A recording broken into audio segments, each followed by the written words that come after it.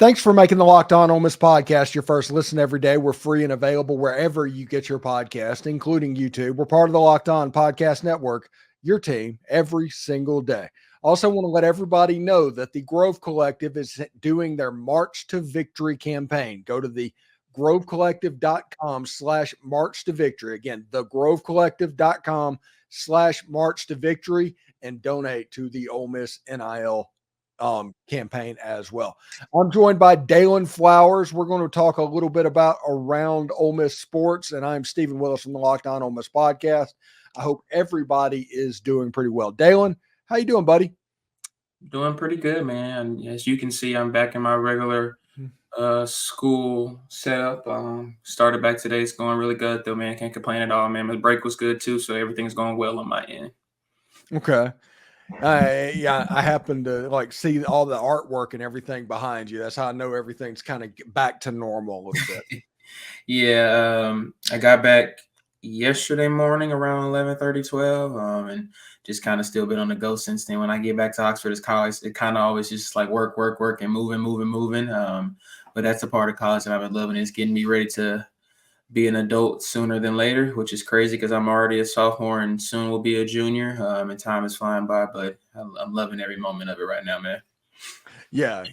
And I enjoyed my time in Oxford, but even though it seems like it was like 7 decades ago, football spring practice is getting unveiled kind of tomorrow. It's like the first spring practice. They're going to do like a little media viewing watch period, and they're probably going to have some sort of a press conference and all of that stuff. So the defense that we've heard about for 3 months at this point, we're finally going to have somebody put literal eyes on those players. And I don't care if they play defensive team football like you think football is played.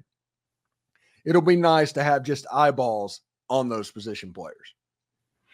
Yeah, I'm definitely excited about it for many different aspects. I mean, just speaking with a few of the guys on the roster this year, man, they are really excited to just be at this point right now. I know a lot of them have come from a lot of different places over the last few months, and so to kind of actually be able to now gel together as a team on the field a little bit for the springtime, I believe a lot of them are really excited for that, and fans, we should be excited about it as well. Sometimes, the girls had their selection show yesterday, and I was leaving. I was walking past the vault to get to my car, and I'm like, we got a lot of work to do, boys. We got a lot of expectations on us, and that's the mentality that we should have, is that this is a once in a lifetime opportunity, and it's also a chance to change the entire landscape of what this school and what this football program is all about. So I'm excited, man. I love springtime because, still got some basketball kind of correlating as well. We got baseball thriving. Spring football is coming into the mix, man. It's even our softball team just took that LSU yesterday, and it's just been a fantastic time for Ole Miss sports. And I think fans should be excited to see what Pete Golden has in store for us. A lot of new acquisitions, not even just from the player standpoint, but a lot of new staff members on that side of the ball. And I'm just excited to see how they will gel and what they will bring differently to what we saw Pete, bring last year to the team. And I can honestly say I can only feel like things are just going to continue to prove over time. And that comes with a relationship with the players inside the locker room, things such as that nature. And it's going to take time, but I'm definitely excited just right now to kind of see the raw version of this very hyped and real football team. We did a video last week talking about the Lady Rebs and their need. They didn't need to be a number 8 or a number 9 seed to where you had to deal with a number 1 in the second round.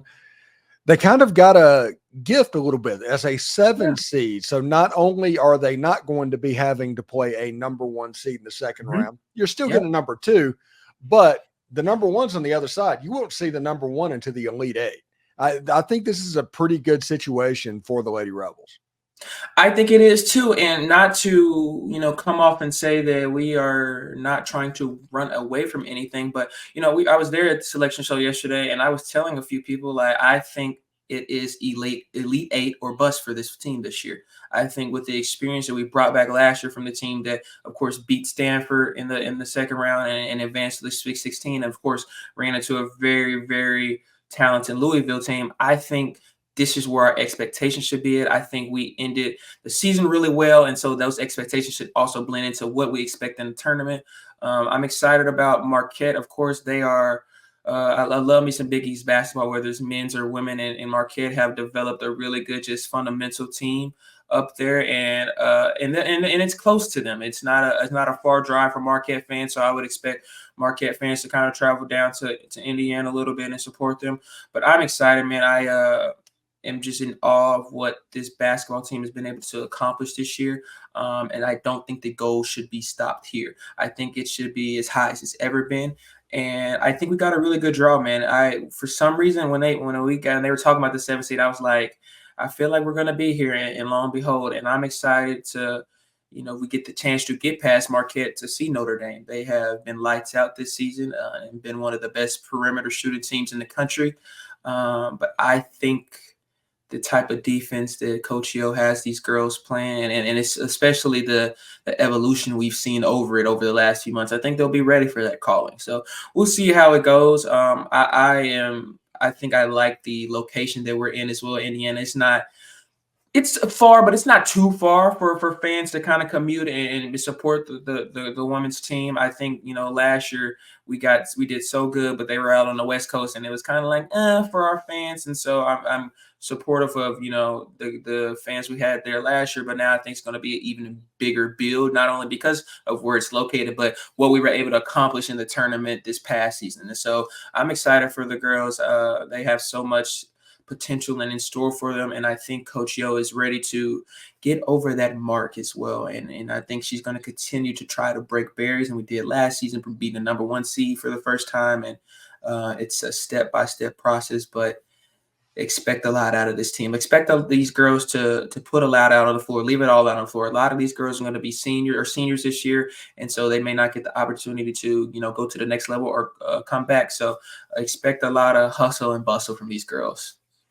And if you change gears, go over to the men's basketball side, the transfer portal is open. It opened Monday, and you're starting to see just about every major player that gets into the portal, he's heard from Ole Miss at least. And it's going to be a matter if you can get those players to campus, honestly. Yeah. Because the rumor is that Ole Miss is about to sign somewhere between 7 and 11 players in the transfer portal. Yeah, and this reminds me of our football season this past year. And when we lost to Georgia, Lane made a statement, and I probably say it and not actually quote everything that he said correctly, but he basically said they have like certain X amount of 5 stars and we only have 1. And I think from that moment on, and again, Lane had utilized the transfer portal very well before this year, but I think from that moment on, he knew what it had to take to compete with Georgia, compete with Bama, compete with Ohio State, Michigan, whoever it may be. And I think this is going to be that turning key for Chris Beard. Something that I personally don't really recall ever hearing from a coach after we had lost to A&M the other weekend, and this is the weekend, not the tournament. But when they came to Oxford and beat us by almost 30, and he was like, I wish I could reimburse everyone that paid to come to this game because that's not acceptable and that's not what the product that we want to put out. And so I feel like that was his Lane Kiffin statement of saying, I'm here, I've got my contract, extended, and we're about to mean business in this offseason. So watch out, America. And I'm excited about that because, I know a lot of fans kind of got the establishment over the last 2 months. We suck. This downfall needs to be, talked about more. But here's the thing, and I've learned this as a sports fan and as a human being. You have to have patience with things. And we progressed a lot this year under Chris Beard. And this is me personally, my opinion, I did not expect, my expectations was not to be in the NCAA tournament. So us even, kind of be in reach of that this season exceeded my expectations of where we were going to go in year 1 under Chris Beard. I think he has been able to change the community and understand that we have a chance to be known as a really good basketball school. He has changed the landscape of the pavilion, kind of being one of the lower ranked ranked places in the country. And now what we saw this year in many home games, that we have one of the best student sections and we have one of the best crowd environments here in Oxford, Mississippi. And so you have to take the good things with some of the bad. I know the last, month and a half, 2 months have not been the best for us, and they've not been, the happiest times. But where we have come from last season under Kermit Davis is remarkable. And I don't see Chris Beard stopping anytime soon, because not only is Chris Beard is a really good coach, he has a really good assistant coaching staff, and he has a really good scouting department. And they are going to utilize everything that they can to understand what we need to bring in for this upcoming season to get to the tournament, and not just get to the tournament, but compete and make some noise in the tournament. And that over time is going to continue to allow us to now be an elite team in the country and in the SEC. So it's going to take time, and we're going to take one step at a time. But like I've said about our football program and coaches over the last few months, have faith in them. So have faith in Chris Beard and his coaching staff. You just understand what they're going to do is what they think is best for this program. And I think every move they're going to make is going to catastrophically change the program. So just watch out for Chris Beard this offseason. After the trip to Omaha in the national championship, last year was a difficult year for Ole Miss baseball. And this year, finally, after taking 2 for 3 in the series against the South Carolina Gamecocks, Ole Miss is ranked again. They're 17th by Baseball America. This feels like this baseball team, they might be all right, man. It does, and you can see it brings a good smile to my face. Last season was rough, man. It was just kind of a gut stinger to us. Just coming off that national championship season, and mind you, that national championship season, that regular season was iffy in its own way as well. And then we were lucky enough to get a chance to be a part of the postseason, and we got hot, and we didn't allow anyone to stop us. But I love this baseball team right now, and I think Mike Bianco understood after last season. He was like, I can't do that ever again. And I think he was able to recruit different guys that were really good at different things, and that's allowing us to be a really elite baseball team right now. And I think everyone is just enjoying baseball right now. I think the fan support has inchly grown better since the season started, because they're seeing now the potential that we can have this year and compete, hopefully, to get back to Omaha and again win a national championship again. And I'm excited, man. Our pitching staff has been really phenomenal so far, and I'm very happy for them, because they have received just a lot of criticism, even from myself, over the last 6-7 months, just as how we've gone about things. So to see it kind of play out well is just really kind of refreshing for myself, and I'm sure for other fans as well. And as well, we're hitting the ball well. We're taking the right amount of swings. We're seeing the ball well. We're putting each other in good run advantages. It's just a baseball team that looks like very quickly is coming together, and I think that's important, because we don't want to get into the chance of in 2022 where we won a national championship, but we don't want to go out there and have a losing record in conference play and then try to fight and crawl our way to get to the postseason. We want to be a ranked team. We want to be one of the top teams in the SEC conference going into the SEC tournament. We want to have momentum going into these games, and we want people, when we go there and when they come to Oxford, Mississippi, they want to be feared. And that's the mentality that this baseball team should have. And it's looking like they're gathering that, because I'll be honest, man, I thought we may take one against Carolina, but I didn't think we were going to win the first two. And I'm okay with dropping the third one, man. We took the first two, and that's absolutely phenomenal. And again, it looks like just progression is really being put out in this baseball team, and it looks like a spark has been lit under them, and they are just not running away from the spark at all, and they just keep driving their legs, driving them.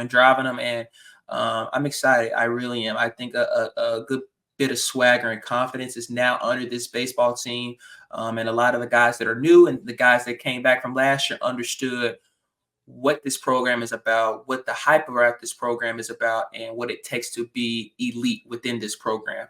And so keep looking out, man, because this isn't that 2022 national championship wasn't a one-time fluke, man. This is a program that should be elite and will be elite and contending every year. And I think we're going to get back to that point very, very soon. So I'm excited to be a part of it and see what Bianco has now finally been able to consistently, hopefully do. And so let's just keep it rolling, man. That's all I can say, man. Thanks again for making the Locked On Ole Miss podcast your first listen every day. We're free and available wherever you get your podcast, including YouTube. We're part of the Locked On Podcast Network, your team every day. Daylan Flowers, thank you so much, man, and I'll talk to you next week. All righty, my friend. Thank you. Thank you as always, and hotty toddy, y'all.